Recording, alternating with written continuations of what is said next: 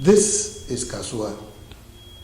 It's another hot, sunny afternoon, and to any first-time visitor to the Kasua market, the hustle and bustle in the hot afternoon would be a normal market activity, as sellers and buyers hustle each other. Kasua means market in Hausa, but in Ghana, it's not just market, but a whole cosmopolitan area, which, according to city authorities, attracts an influx of people from all walks of life, causing a spillover of the population. This is creating problems for the Ahutu Senya East District Assembly in the Central Region. As Kasua originally was a place for buying and selling activity, the city attracts people from all over the African continent and has become the home of many nationals from the continent. And in recent times, the Chinese have also become part of the Kasua population. Not long ago, the government built a flyover to ease traffic congestion and curb the difficulty drivers, passengers, and pedestrians face. The construction of the flyover did not only ease the traffic congestion in Kasua, but also became a blessing for 27-year-old Amma, also known as Naomi Ackah, a homeless woman who has been living under the flyover for the past 1 year with her 2 children. It is evident that the conditions Naomi and her children find themselves under the bridge are not conducive for the upbringing of any child. Apart from the heavy traffic that makes it dangerous for her children to play around as any normal child, the stench from an underground sewer just across the street from where Naomi and her children sit all day is so pungent, even the food sellers, drivers, and pedestrians who patronize the area have had cause to complain. That's what fraud then. Of me, Amma. Amma. Nefi. Nzima. Nzima. And can I have that? Medawa market. I say, and yet, market and a net. Mbay na Bantina Meda. Didn't you? I had him in the baby. And you baby say. If you are here at Nahamonum. I had them at time by 1 year. At Nahamon by 1 year. Inti says ya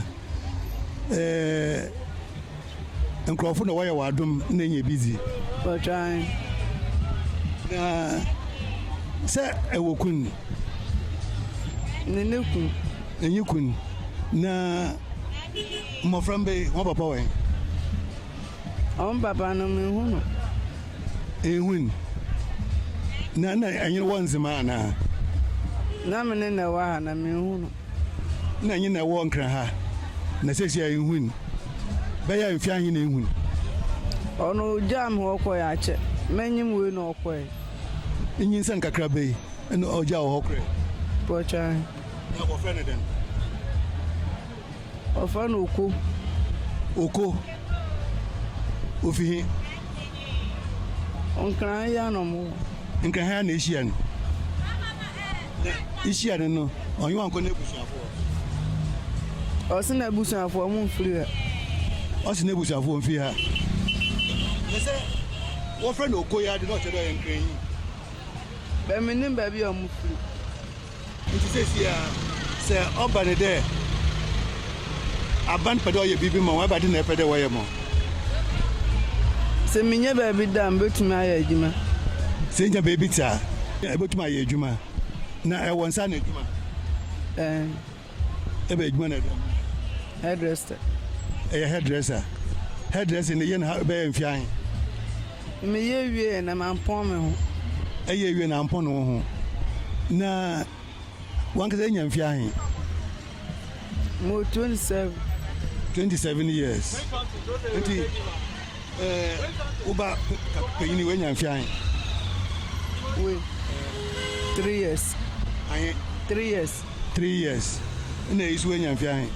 1 year. 1 year. Ti ne se wasu ite wo krofo won sima. Mama de wa aka baby na papa o. Wo papa de wo ho. Ne denti na nsa no nkwa nsima.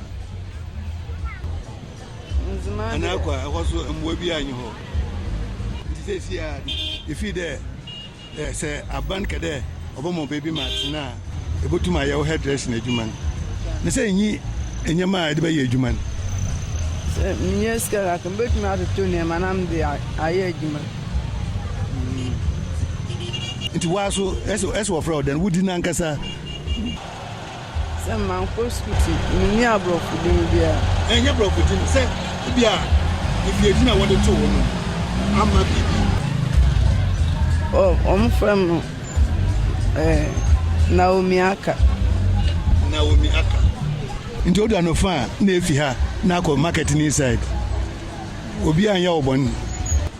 Ya so ya dase. Ai na ye bohwe ma aban botuma ya mo. Ai Dr. Richard Ofori is a psychologist and a retired senior lecturer of the University of Education, Winneba. He was also a senior lecturer of the Salford University in the UK. Doc, you've seen the footage of this woman and the children. As a psychologist, how may the conditions this woman and her children find themselves in affect the children's normal development? And also, how may these developmental problems affect their adult life? Yes. I mean, let's look at it from two aspects, basically. First, let's consider the children's ages. The boy, the senior one, is 3 years of age, and the little one is 1 year old. Now, I think we need to concentrate more on the 3-year-old because that is a preschool age, and it's the early childhood as well. And therefore, we know that the early childhood of each individual is very, very important in that person's development. In the early childhood, at 3 years of age, this boy should be playing with his peers because the play has a very important role to play in the normal development of an individual. During play, you exchange with your peers, you learn how to speak properly, you experience emotions, you also intellectually develop as well. Now, this boy is missing all this because all he's doing is sit here with the mother from morning till evening. And therefore, is deprived of these factors that really would aid its normal growth. Now, again, your second question really relates to the fact that we all know that if you look at people's early childhood or you look at people in their adult stage, you can really tell where their problems, particularly in adult life, may have come from. It's usually in the early childhood of that person. So if this boy has these developmental effects, then obviously it would may affect him when he grows up as an adult, because he could well be very selfish because he has not been able to develop a kind of sharing with his peers, at that age during play. So this boy could be very selfish. It could be somebody who really can't really, in fact, even interact with people and have problems with relationships. And all this can affect, as an adult, can actually make this person really be very antisocial in life. And therefore, we don't know that one day, in 20 years' time, this may be the boy who probably will break into somebody's house, because we are all ignoring these telltale signs at this early childhood.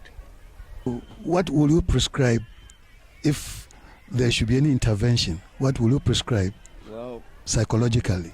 Well, there has to be, the 1-year-old boy, I think, probably very early interventions in terms of perhaps helping the mother to find some suitable accommodation, and they're able to perhaps, look after the boy properly.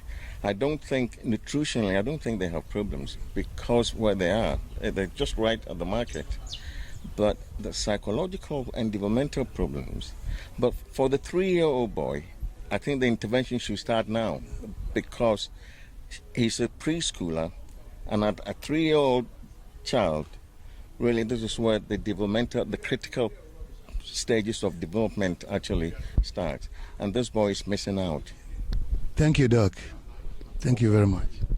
For the purpose of our conversation, if you can introduce yourself and your... Plight appear, and I work for Child Right International as the executive director. And you've seen our footage. What rights do you think this child or these children with this woman, what rights do you think they have? Well, there are a number of rights that we can ascribe to these children, and legally they have the right to shelter, the right to food, the right to good health, and basically we sum up it to come to the right to life and survival, and then also how we can protect their interest in an environment like that. So there are areas of rights that children need to enjoy. I cannot say more specific, but once a child is born, everything about the child's welfare and their well-being is enshrined in terms of the laws, and then also the thing that we need to keep them as children. And the basic one that I will mention has to do with the fact that the child has a right to name, which is identity. And within our traditional setting, there's a way and manner that need to be done. And if you listen to the woman, you see clearly that one of the children, or both, did not even enjoy that process of having the name within our traditional context. So if you look at it from that angle, then it means that right from the beginning, there is a denial of that right to the child. And there's a right to also shelter. And providing shelter, in the law, we have given our primary responsibility to the families to do that. By an event where they cannot do that, the state must provide that shelter for the children. And also, we talk about right to food, which is clearly things that children must consume. So, you look at them, you see that there's a lot of things that we need to give to them. How do they pursue this if they want this kind of rights that you mentioned?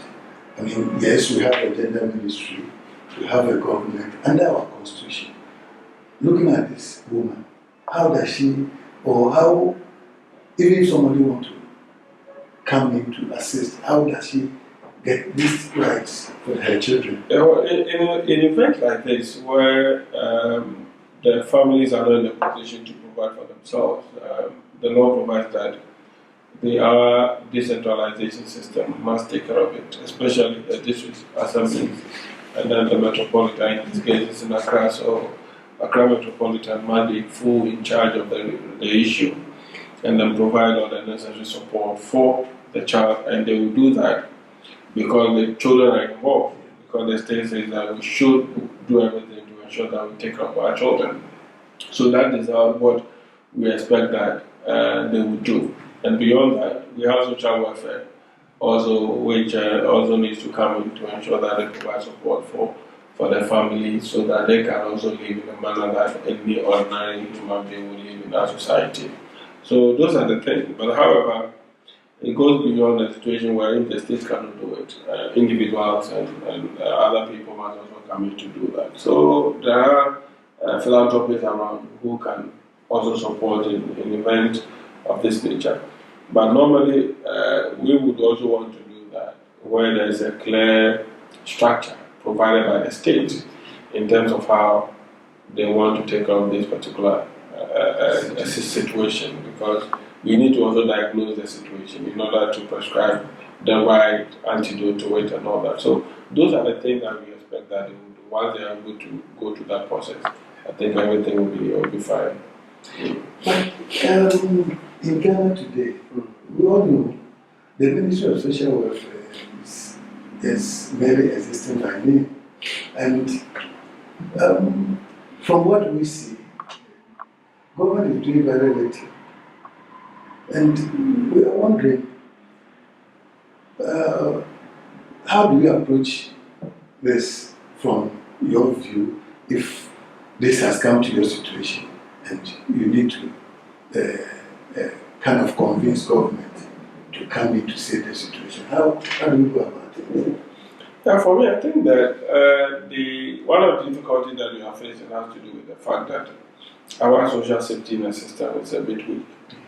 Therefore, it is very difficult for us to render accountability and then also provide services. That is what, for me, it is causing all these issues. Because if you go to government can also justify that I've allocated this X amount for social protection and child protection in this country.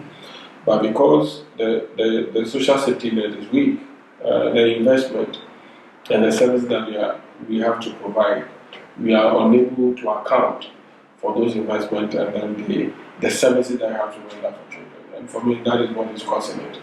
But elsewhere, you will see that there will be some kind of assessment of the situation and then to have a kind of a budget that would also take care of emergency situations like this particular person. But we don't have emergency budget for children in this country. Therefore, it is very difficult for you to say that you go into the Ministry of Gender and Social Protection so that they can take care of it. It has to go to the normal processes, the bureaucracies and all that. So we don't have any emergency situation. Yeah, so they find it very difficult to accept issues on an instant basis, that they have to take instant decision and ensure that the rights of the children are best protected. And all these things are so because we have a very weak social protection system. And in order for us to do that, we need to build it from scratch, identify the issues that we need to tackle, because the environment is so huge that government cannot say that I'm taking care of everything. You build the structures and then you make sure that the ones that you can take care of, you are able to do that. And the ones that you feel that you cannot, you assign it to proper institutions to deal with it and then bring the solution. So for me, these are the difficulties that we have. That is why sometimes you go to institutions and they are not able to give you the kind of support that they have to. So it makes it a very complex issue. But it all comes back to the issue of policy direction. What do we want to see in the next 3 years so far as social protection is concerned in this country? How do we want to take care of the vulnerable in our society and all that? It's a plan. And so far as I'm concerned, we don't have such a comprehensive plan to deal with some of these issues. So even the mainstream, we find it very difficult to deal with it. So, and while we are not dealing with the mainstream issues properly, it will even be more difficult to deal with the fallout issues like what we are experiencing. And unfortunately for her, she has something that she can do, and all that she needs is that she wants a shelter. And once she gets shelter, she can work. So it means that herself, she's determined to do something for these children. And for me, that is where the focus should be. We should assess people based on what they feel that they can do. And then on the basis of that, we can help them. So when you pick the whole social child protection system, this woman is less vulnerable in terms of the kind of work that they have to go into, because already she's determined to do something for herself. So the kind of investment that you make into her will be different from an investment that you make with somebody who doesn't even know her left and right. But all that she's saying is that she wants a shelter and she can work. So such a person, even if you give that person 100 cities or 200 cities to start a business, you expect that some results will come. So we would also look at the situation, talk to a few people, and then see the kind of support that we want to bring. But let's take advantage of this to say that individuals are ready to support, institutions are ready to support, but we cannot just be putting resources into a basket. We need a structure provided by the state. Institutions cannot create their own structures. It is the state that must create a welfare structure where all these bodies can also come in to contribute to it, so that gradually all of us will be holding it and then build it in a manner that is fit for the nation, so that our children will benefit from it. So that is what I would say.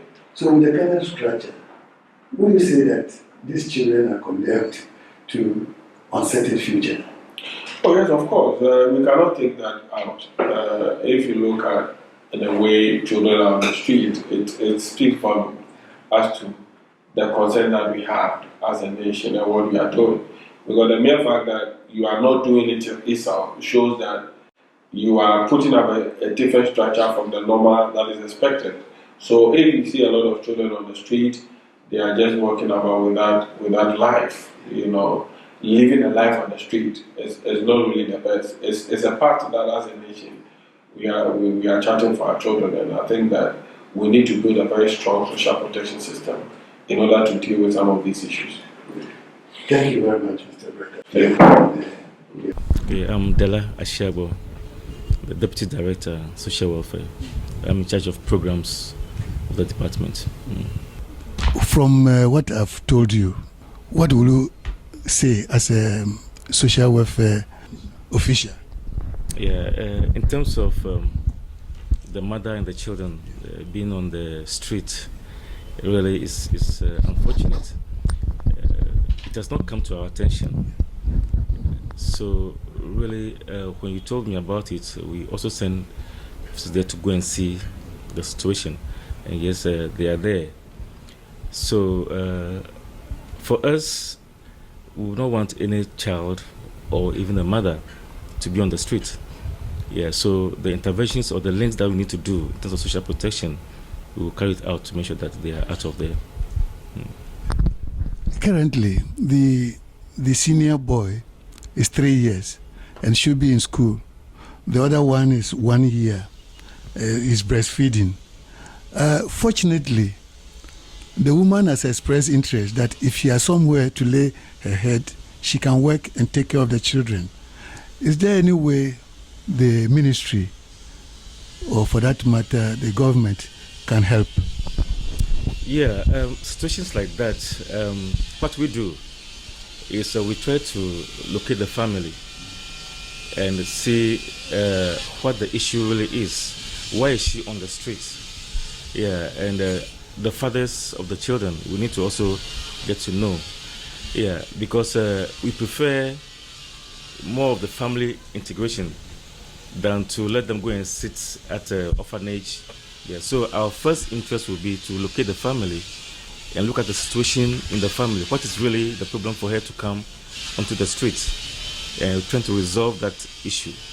Yeah, but for the children, if currently we cannot get the family, we'll have to take the children to our home, also children's home, for protection. And that the 3 year can start going to school while we work on the mother and see how best we can remove her and get her a safe place. It's the best thing is the family. Yeah. According to the mother, she comes from Nzima. Her father is alive, but the mother is diseased. And the husband also abandoned them. Can the law enforcement do anything about it? Oh yes, definitely. When we get close to the family, we can be able to get the family members to tell us exactly who the husband is, where he is staying. Of course, because he also has the responsibility to provide for those children. Unless he's also not capable of doing it, yeah, then the state comes in to provide that support. So if from Nzima, we'll definitely get our officers over there to trace the family. So if we get her full name, the surname, we'll be able to trace and then get where she's coming from. and then the interventions that we need to do, we will start doing them. So all is not lost. They can get some kind of assistance to at least leave the streets where they are living now. Yeah, definitely. Yeah, the interventions are there. So now that we know where she's coming from, Nzima, but Nzima is a bigger area. But if you're able to get the surname, we can be able to trace and know. Definitely, we can have interaction with her and know exactly what happened, where she was before going onto the street, and her parents' names, uncles, brothers. If you get those names, we can be able to trace. And the interventions, a person like that, if there's nothing, or the LIP is there to provide for her and the kids. Yeah, so definitely there are issues that we can. So at least, since she has expressed some willingness that if she has a proper abode, she will be able to work, it means that the social welfare can at least let her do something. Yes, yeah. As I said, if you're able to get the family and settle her down, whatever she needs to start petty trading or learn a skill to be able to provide for herself and the children, we will do that. Thank you very much, sir. We appreciate your help. Naomi hails from Nzima in the western region. She arrived in Accra to learn a trade as a hairdresser, but fell in love with one Okoe, who abandoned her after their second child. Naomi said she has not seen the children's father for 2 years and has been living on the benevolence of the public under the flyover, which has become her home with her 2 children. In trying to bring Naomi's plight to the attention of the public and the world, Gtop television tried to talk to some important philanthropists and child advocacy organizations who usually offer help to people with such social problems. But most of them don't seem to have any hope for Naomi and her children. The Department of Social Welfare, which is under the Ministry of Gender, Children and Social Protection, have the necessary interventions to deal with the situation Naomi and her children find themselves, but told Gtop television that they would have to do some investigations to ascertain the kind of help to give Naomi. But time is not on the side of this street family. Child Rights International, whose representative we spoke to, also doesn't have any solution to Naomi's problem, since they only do advocacy work. Whilst everyone is throwing their hands up in despair, the future of these 2 children look very bleak, with much uncertainty. They need to immediately leave the street. The 3-year-old should be in school, while Naomi is rehabilitated and assisted to take care of the 1-year-old who is breastfeeding. Poverty is not peculiar to Ghana alone. It's everywhere in the world.